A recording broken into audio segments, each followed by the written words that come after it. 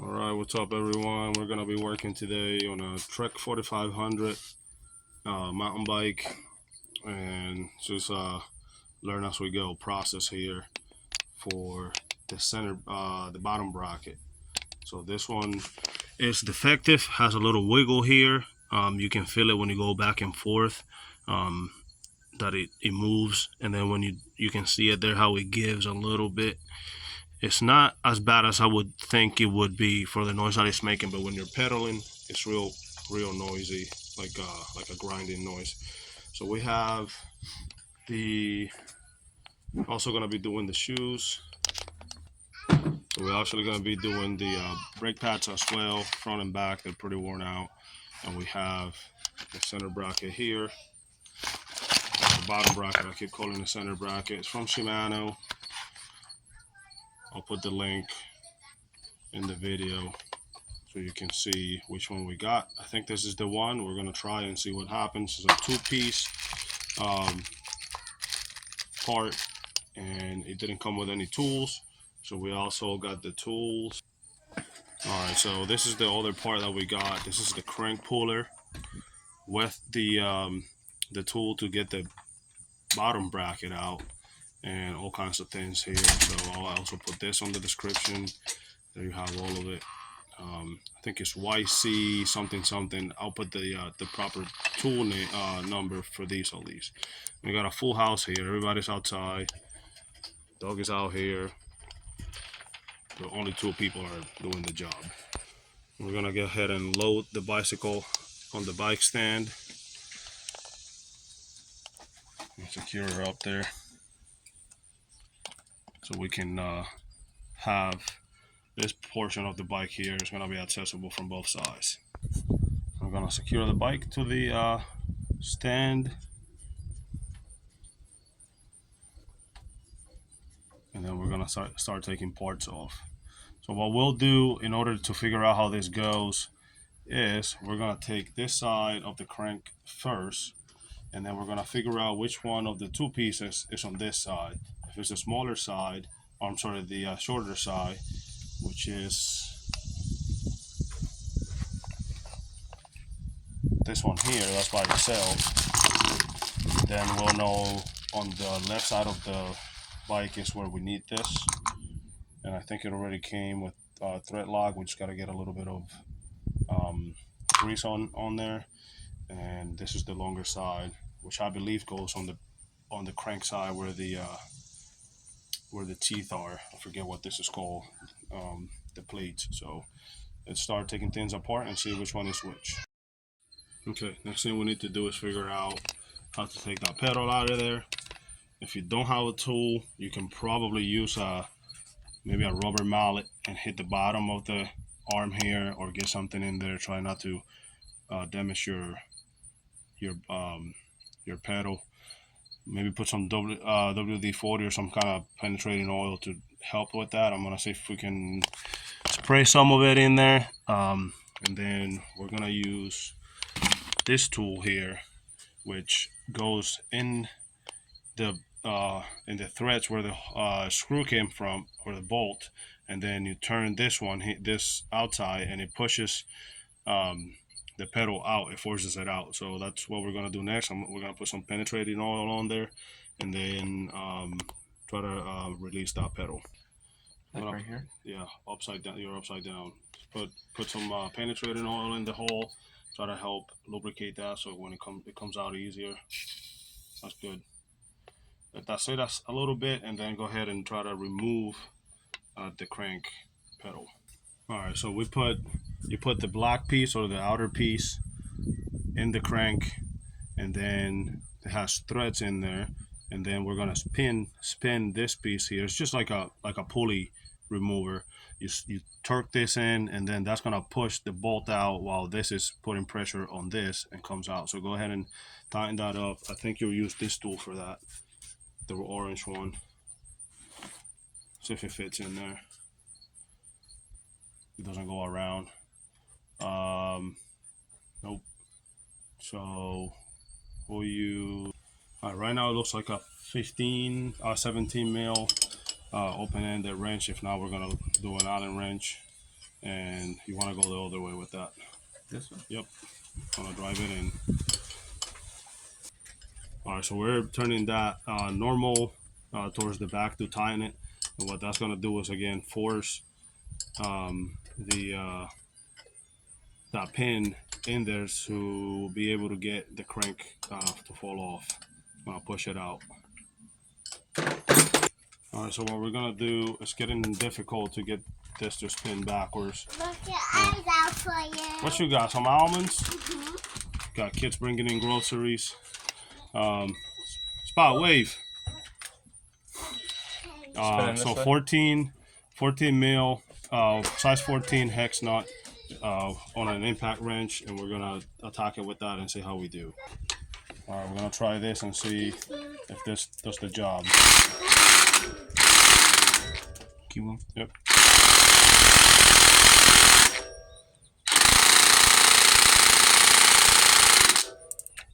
All right, let's see. Let's go to 3. Try that.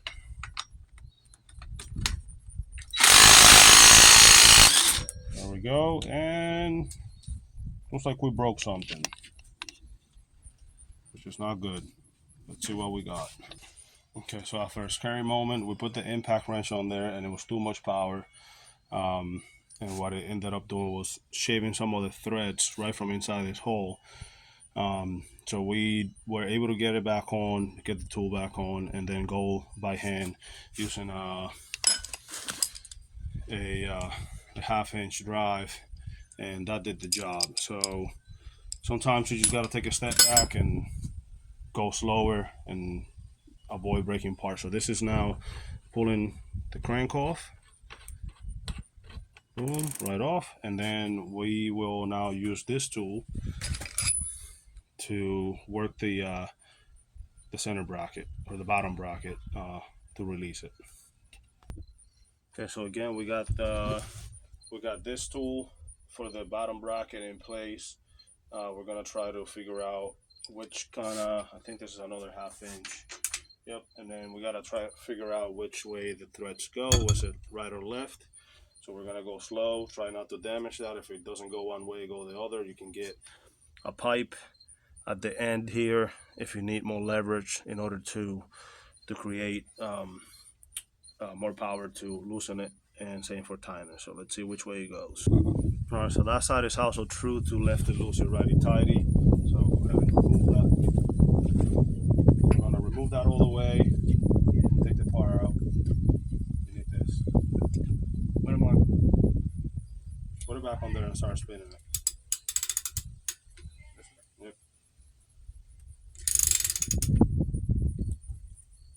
All the way through.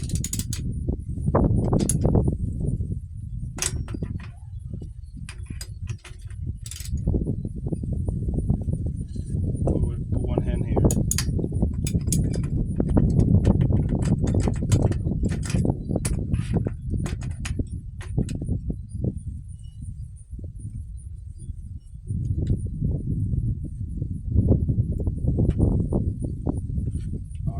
Figure out which one. I believe this is going to be the small piece that comes out first, and then the larger part of it, which is this here, comes out the other side. And for that, we're going to flip the bike and make sure that we got to do the same process, get the pedal off and all that. If I were to guess, the reason why this one failed is because the seal that's in there, you can see parts of it in the bottom right here, if came off, allowing dirt and all kinds of stuff to get in there. This one, you can see there, brand new seal.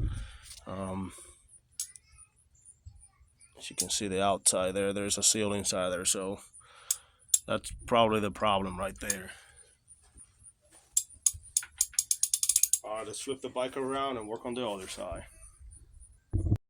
So for this side, we're gonna do the same thing. We'll use the Allen wrench first to get the bolt for the pedal, and then just keep in mind again, just go slow, see if you can which way it spins so you don't damage the threads, and move through it one step at a time. Don't try to jump ahead or force anything. So this side does go left as well. So take the wrench out, use the other side. We're gonna try to keep the parts separated, the bolts, one left and one right on opposite sides. So use them, so we put them back where they belong. In order to do that, I'm gonna go ahead and put the one that we took out on the new part on the corresponding side, so that way I don't lose it, and I know that it goes on this side. This is the left side, and this is the right side. Now we're secure in there. All right. Next step, we're gonna use that tool again to get the crank out, and again we're gonna go real slow and try not to damage that. We're in the process of removing the pedal. Put your foot in there, like I did. Put your right foot in the other foot. Well, that's fine, whichever.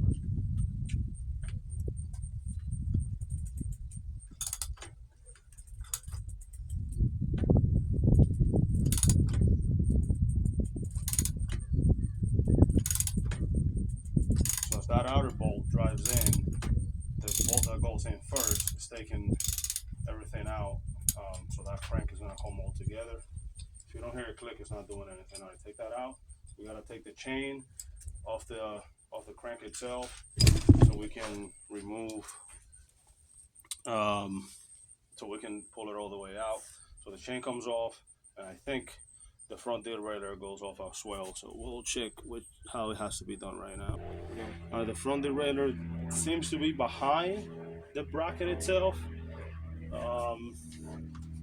So it looks like the derailleur sits up against here, and it gets driven, sandwiched in there between there and the actual fixture where this slides through. So we'll try to spin it first and see what it does.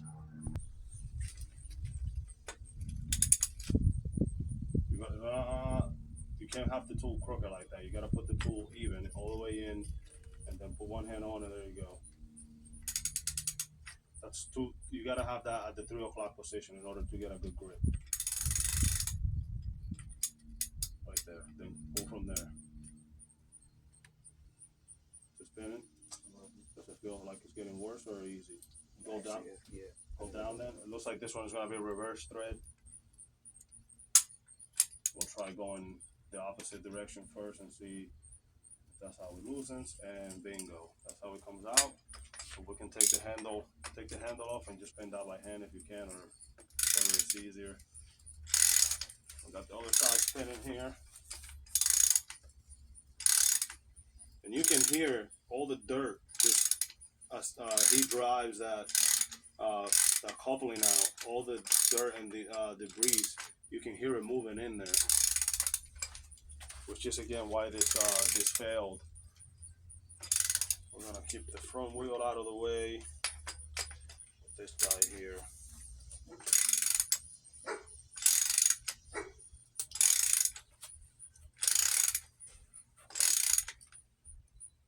And that does hold the derailleur, so the derailleur is coming out with it.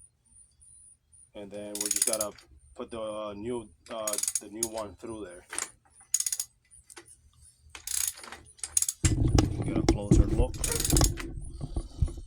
So you can see that the derailleur kind of came off.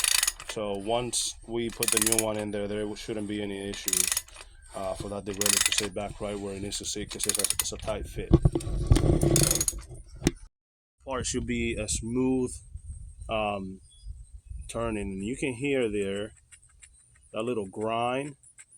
Imagine when you have 180 pounds on there and you're cranking that. That's a lot worse, but you should not hear that, and there is some play on it. So we found a problem. We put the new part on, reverse the process, and get everything back together.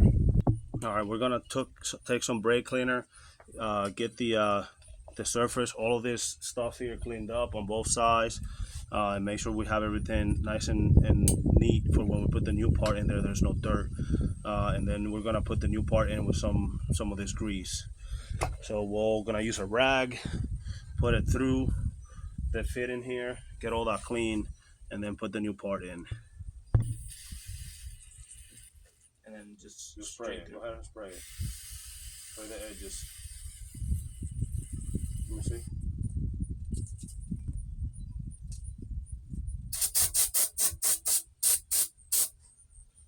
rag through there. Watch your pants. Watch your pants. Get that clean. Actually, hold on that. I'm gonna get you a new rag. We're gonna use a clean, dry rag so we don't get any crap on there. We got a clean rag. We're gonna put it through. Just put your finger in it like this. Yep. And then go on both sides. Just try to get as much grime as we can out of there. So again, we can get our new part installed with no issues. Let's see. Got metal in there. Got a little bit of metal shavings from our little hiccup earlier. Let's see.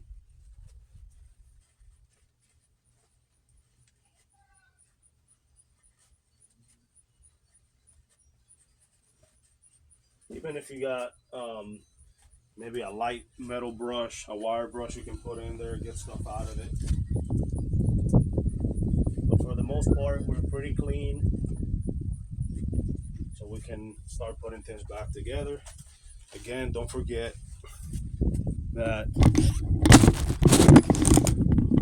tumble there.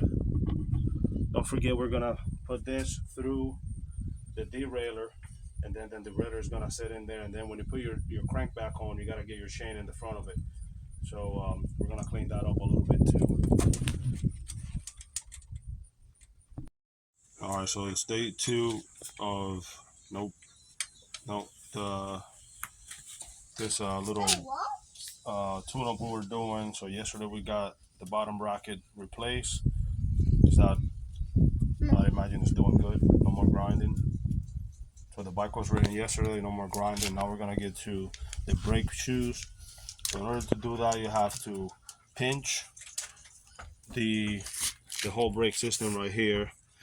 I call it a caliper. I don't know if that's the right name for it, but you pinch this together, and once you pinch that, you're gonna take the tension off, so then you can slide this out. So, and then once you have that done, you can move on to removing your bolts right here, and then pay attention to how much hardware you have here and what goes on this side versus what goes on the inside right here. Get this to focus. There we go. So that part in there, there you go. So you want to make sure you know what you have in there and what you have on this side. So just pay attention to how that's set up. If you happen to drop it or anything, you can always refer to the other side that hasn't been done yet, and that can give you a guide of what you have on both sides. That's why it's good to sometimes have pictures. So go ahead and pinch that together and take the cable out. This one right here? Yep. So you slide that out, it's nice and easy. And then there you go, you have access to your shoe pads. Before you do that, I would also suggest that you take the brake that you're working with and remove all the tension of the or from the the lever.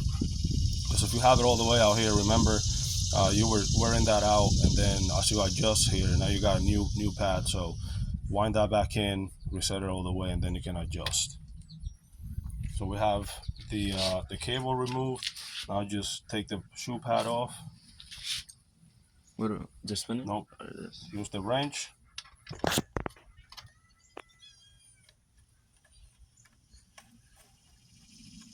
And pay attention to how it's gonna fall out, so know what you have on both sides.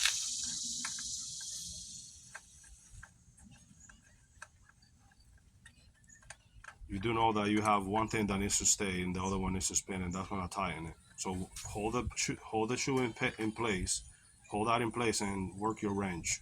I was doing it the other way. And then that's what I mean right there by moving everything quickly. Now you don't know what goes where, and so you gotta take that out slowly, so you don't lose all your hardware, and now you don't know what's first and what's second. So now everything is all over the place. So compare what you have in your hands to the new one, what you have in your hands only to the new one, and then you know what order goes what. So here's a new set. So as you see, he has looks like 2 washers and something, so that would be half of that right here. So the first 3 stay and the other 3 come out. You don't. What are you looking for? I need the other piece. So now that we figure out what order the washers go, we're gonna take them out in the same order. So take the nut out first, and then grab all 3 together and put them up. Just set them right down like that. So you know that's how they go. Now you just pick them up from there and slide them right back in. No, not now. Just leave them alone. You're gonna put this in the caliper, and they have to match the rim. So that's curved in a certain way, and that just, yep, you have it right there, and it's gonna match the curve of the rim. Slide them in, and then we'll take the same way that we set this down here. Gonna put that on the other side.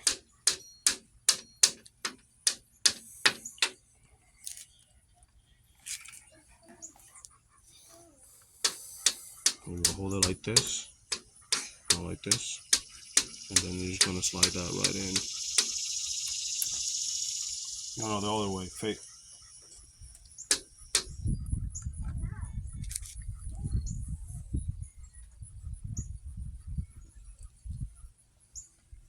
Which way?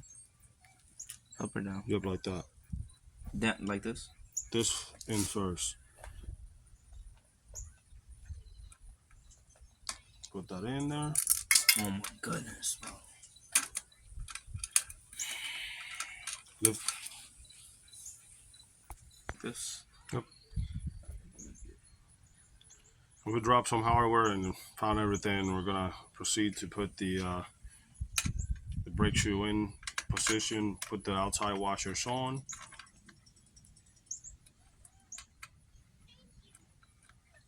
Put pressure. There you go. Put pressure with one hand. Slide that in.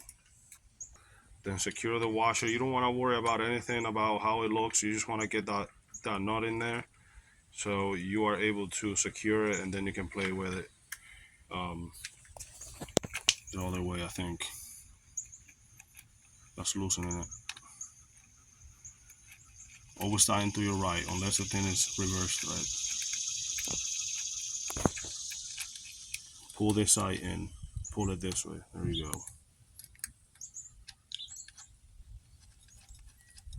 All right, once you have that secure, now you can position your shoe on this slot by bringing this close to the rim and see where it's going to sit. And you want to have your brake pad not touching the tire or not hanging out the bottom side in a way where the pad is like kind of on this side. You want it right on the rim, and then you can tighten with your wrench.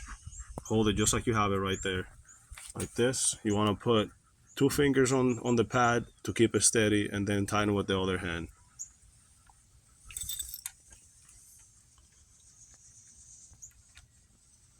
This is going to spin upward, so you want to have your finger underneath making upward. There you go, your thumb.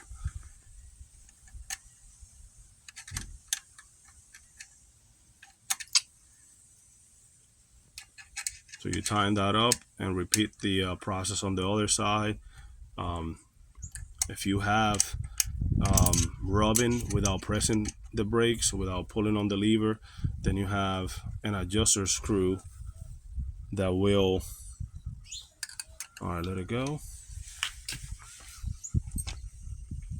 There we go. It's about good there. So again, you can press this in and out and see where you're lining up. As you can see, that's pretty even, and you still have a tiny bit of room on the bottom, but it's not making contact with the tire, so you're good. And again, if your pad is making contact with the rim without pressing the lever, you can unscrew this. If you bring it out, it will really give more room, release some pressure, and if you bring it in, it will push it in, or reverse. I think it's the other way. If you turn it in, it will bring it out because it will put pressure on the spring, bringing it this way, and then when you release it, it will let the spring set in and come in closer. So you just do that on both sides, and then take it for a spin. Again, to put it back on, you just pinch the caliper together and then get this guy on the outside. This is going to be facing in, and then work your nipple right in the hole here. That's it. All right, so here we have a situation where after replacing the brakes, because they're so worn out, now you probably made some adjustments and you can't get your cable back to sit on the where it needs to be right here. So what you do in that case is you release this screw here, slide your cable back as much as you need to be able to get in here, and then any other adjustments you can make up at the top. So again, just release that, give it like, you know, tiny little adjustments until you can just reach in there. You don't want to give it too much because then you have to pull it from the top a whole lot, and then once you get in where you need to be, then lock it back up at this the securing screw back here. So for us, we had to release it all the way, put the cable all the way till it reaches, and then with the help of a friend, you can have somebody pulling on this or yourself. The only thing that you want to be careful is that you don't get too close on one side and not the other. But then again, you have these screws here to play with that to adjust it. But what you want to do in reality is pinch it until you get the tension you need. Pull the cable back, and then tying it while you're holding it. And it doesn't have to be a super tight pull. It's just, you know, to take that slack out. As you can see here, look at the curve on the frame that the cable has. So you want to pull that until that goes away, and then go ahead and tighten it. So go ahead and pull the cable. If you can't do it with your hands, then you can grab a pair of pliers or something. You should be able right there. So it looks like that's gone. You got some good tension. Go ahead and tighten the screw. Again, we got 3 sets of hands here working.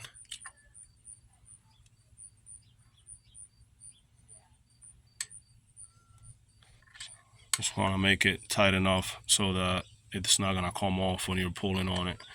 All right, there you have it. Then you can lift the wheel, give it a spin, and probably going to be, we're stuck right now because it's so tight. So what we'll do is